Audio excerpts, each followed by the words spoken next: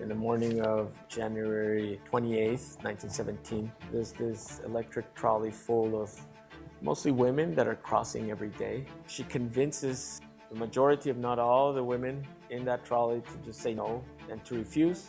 And they start a spontaneous protest. There are accounts that in addition to the humiliating delousing procedures, for women, there was also sexual humiliation. There were rumors that, when they entered the plant and then they were told to strip, officers were taking their photos and then posting them in bars. So I can't even imagine the kind of feeling, like the feelings of violation and the feelings of, outrage. She was called an instigator, a ringleader, but she was Go back a little bit. A young woman that was just... Okay, right there. Don't pause it. And the feelings. Let's pause it. So, you think they was just taking pictures? That's what I said. They was smashing. Carmelita Torres like the pinchy gringo. No, they ain't touching me. They was smashing. They had enough of that stuff. They wasn't going. Now, sidebar. That's not what I want to talk about. What I really want to talk about is her. Who moved it? I'm going crazy. I just pause. Who had the bright idea to move it? Okay, go back a little bit. Now play it and stop when you get to her. Rumors that, when they entered the keep on playing. the plant and then they were told to strip, officers were taking their photos and then posting them in bars. So I can't even imagine the kind of feeling, like the feelings of violence. Okay, so sisters, let me help you all out. Not you all, but this is the reason why you don't get tattoos. Because you get old and they start looking like that. It's a sin. It's a sin, first of all. You can't print marks on your body. But these women, all you young girls getting tattoos, and then you get old, your breasts be sagging, the tattoo be all hanging down to your ankle. That is disgusting. Went from a horse to a giraffe. Boy, ain't no way, boy. Anyway, I'm sorry. I just saw it on her arm. I'm like, who was she in her day with that tattoo on her arm? You got Popeye arms. Yeah, I'm about to say. Go ahead. I'm just saying. That's what I look at. Violation and the feelings of, outrage. She was called an instigator, a ringleader, but she was just a young woman that was just sick of the injustice, of the humiliation that other women had gone through.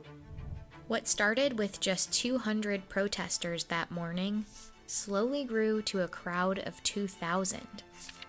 Reporters said the scene reminded one of bees swarming. The hands of the feminine mob would claw at the tops of the passing cars.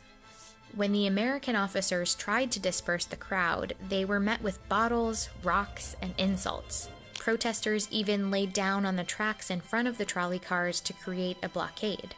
They were joined by men in what's called the Bath Riots, and they shut down this border for 2 days. And then all you hear is that the ringleaders are arrested, and a few of the men are publicly executed. As for Carmelita Torres, it appears like she was thrown in prison, and as historians, we don't know what happened to her afterwards. We've lost every trace. Hey, the we know. Didn't stop. Pause it real quick. We know what happened to her. Like we can't understand that. We don't know what. Tell happened. me what in those times, right? What leader that stood up for their people that did not get executed, right, or exiled, or just vanished and get missing, right? Because they're like, we don't know what happened to her. They're like, some men were publicly executed. Guess what? They had their way with her, right, and they said. And they made an example out of her. Best believe they made an example out of her because, like you said, anytime a revolutionary steps up, speaks up for the oppression of their people, they make an example out of them. We had Nat Turner, all these great leaders that we had, right? Malcolm X, Marcus Garvey, Martin Luther King, they all did the same thing. Look at even the prophets in the Bible. The prophets in the Bible, same thing. You in the spirit. You in the spirit. The same thing. That's their fate, okay? After the riots. In 1917 alone, over 100,000 Mexicans were deloused at the border. That same year, an immigration law made border procedures even more rigid. Immigrants at all points of entry needed to have a passport, take a literacy test, and many would have to pay an $8 head tax. And later that year, the U.S. Public Health Service laid down instructions for border agents about who should be kept out of the country. Imbeciles, idiots, feeble-minded persons, physical defectives, persons afflicted with loathsome or dangerous contagious diseases. The discriminatory policies at the border resembled horrific events elsewhere in the world. In fact, while researching this, David stumbled upon a detail. The fumigation of Mexican immigrants wasn't just reminiscent of Nazi Germany, it was directly linked to it. It's not so much that the United States was copying Nazi Germany, it's the opposite. Stop. So for you Mexicans out there, you guys were the guinea pig to what happened in the Holocaust. Right. And they to this day, they commemorate the Holocaust. Right. But where's the commemoration and the remorse for what they did to our brothers and sisters down in the border? Right. They gave you Cinco de Mayo. Damn. Fact.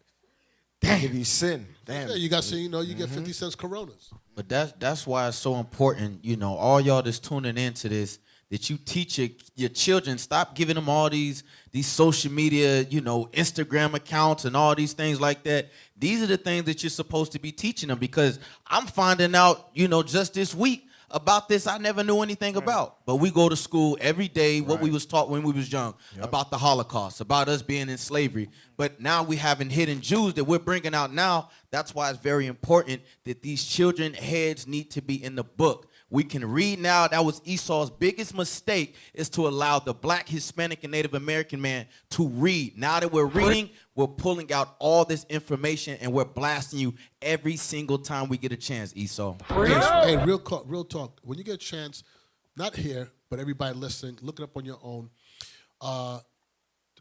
In Puerto Rico, and I think this was like in the early 1900s, they were offering free dental care.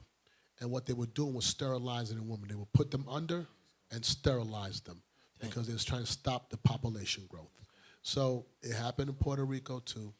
This is a concerted effort by your enemies to depopulate, to dehumanize, to stop us as a people. And I tell you, one of the biggest technologies today is that now, because we speak different languages, Spanish, English, and French, we think we're different people. Meanwhile, we're in the same slums and ghettos, same prison houses. The same things are happening to us. And we still, for some reason, can't make the connect that we're all the same people. We think because we have different complexions that we're different people. That has nothing to do with it. I'm telling you something. And I'm telling you, these women was tired of being sexually, every 8 days, some cracker got his finger up in your twat. It's like, I had enough. I'm not dealing with this crap no more. And they flipped. For the women to flip like that, trust me, they was being abused.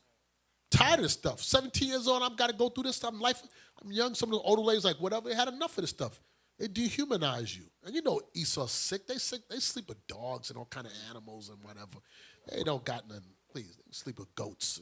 Anyway, let's move on. Let's finish off the video. Nazi Germany was copying the United States. He found that in the 1920s, the US started using Zyklon B, an extremely poisonous acid gas, to fumigate clothing at the border. And in 1937, in a German pest science journal, a scientist called for the use of Zyklon B in Nazi disinfection chambers. He included 2 photos of El Paso's delousing chambers as an example of how effective Zyklon B had been at the US border to kill unwanted pests. The same scientist pushed to use it to disinfect concentration. Stop. Hold on. Gerard Peters. Thank you. Go ahead. Camps. And eventually, it was used in concentrated doses to murder millions of people. People, rightly so, say you can't compare what happened in Nazi Germany with other parts of the world. And that's true. In terms of Zyklon B, it was used on the border not to intentionally kill Mexican border crossers. But Stop. And that's the problem. I told you, Christianity. Christianity is why he's saying that. You know what he's trying to say? Listen, that wasn't right. So what do you think it was? Right. You think they just want to wash your clothes for you? You think that's all it was washing your clothes? If they was really concerned about the spread of lice or whatever it might be, all right, fine, okay, whatever. You're going to tell me that having an open strip search and police, or they check you and find, it's not like there's like, this is a registered nurse or a doctor to treat you. It's Chuck, the patrol guy, with his nightstick. What do you think this was about? And then this guy, here we go. This is why we're in a condition, because he just can't call it. You know what?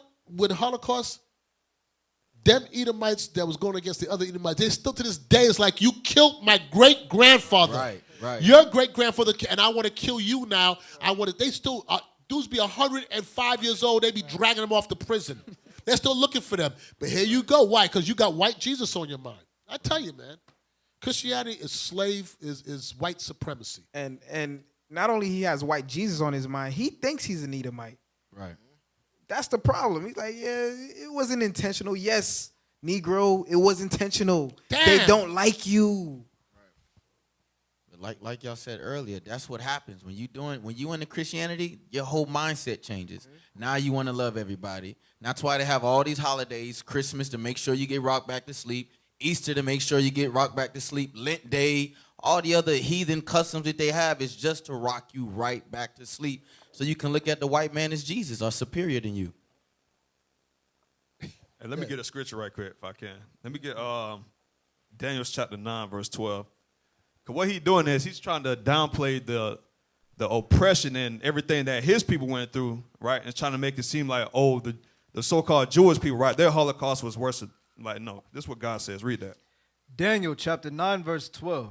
Bring it out! And he hath confirmed his words, which he spake against us and against our judges that judged us, by bringing upon us a great evil. A what? Great evil. For under the whole heaven hath not been done as hath been done upon Jerusalem. So God is saying, you so-called Hispanics, y'all went through that great evil. That great evil y'all went through, can't nobody else come close to that. To hell with the Holocaust, to hell with Anne Frank, to hell with all of that. God says, y'all been through that. You got to wake up, man. Get white Jesus out your mind. That's right. Damn, Anne Frank. Go ahead, finish that video out.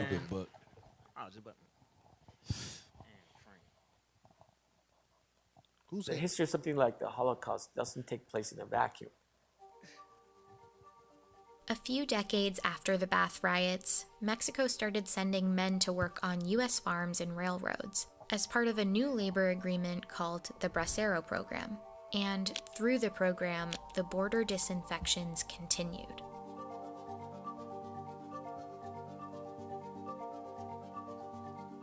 Here in this facility, some migrants were sprayed with insecticides. This time, it was a substance called DDT, Dichloro-diphenyltrichloroethane, a toxic pesticide which decades later would be banned for agricultural use by most developed countries. Repeated contact must be avoided. They were sprayed in the face. They were sprayed in their private parts. And, they were stripped naked and inspected. And sometimes they're inspected like you would inspect livestock. First-hand accounts from immigrants in the program reveal how little they knew about the fumigations. So they talk about how humiliating it was, about why do they think we're so dirty? They'll call it the white powder. I don't know if they necessarily were told we're spraying you with DDT, but they'll call it polvo, the powder. A miraculous white powder that is helping to win the war against disease.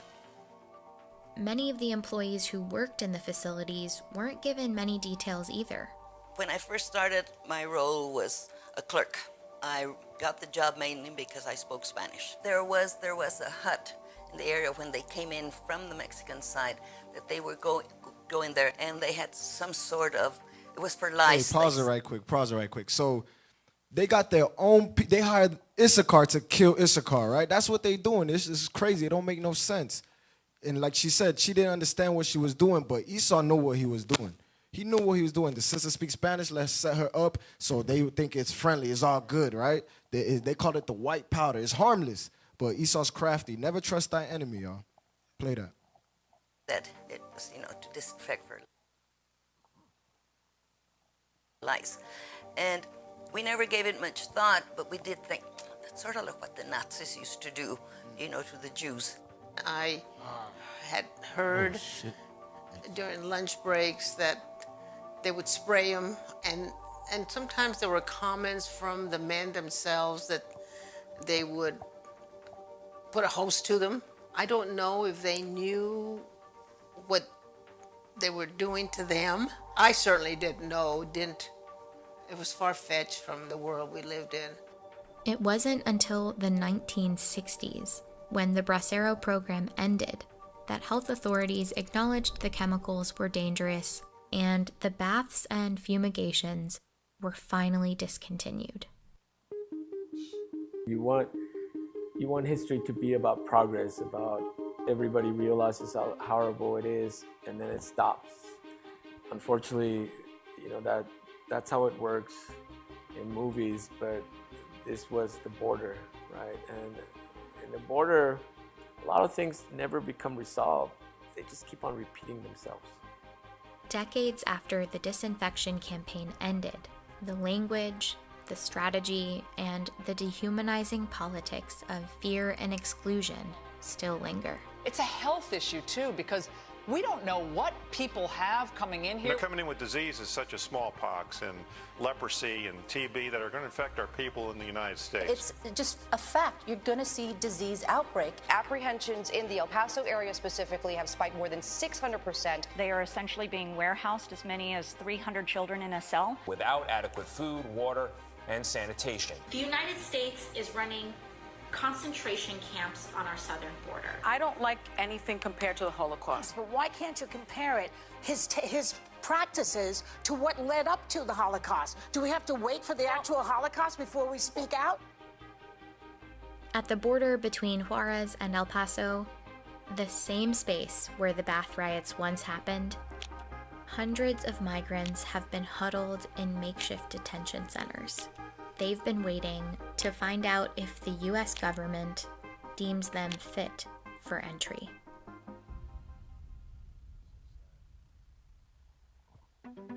As always, there's so much information that we couldn't fit in this video. But like we said before, man, when are you Hispanics gonna wake up? It happened since the 1917, and it's what, 2022? Right. Go back a little bit. And it's still happening. Click back on that screen. Don't play it. Stop right there. Look at the producers. Elam, so-called Jew. Executive producer, Elam. It wasn't even our own people that put this out. Because our own people don't even care. Damn it, you trained so this show got depressing. All right, we're going to take a commercial break. I'm sorry, man, but hey, this is the reality that our people need to see. Right.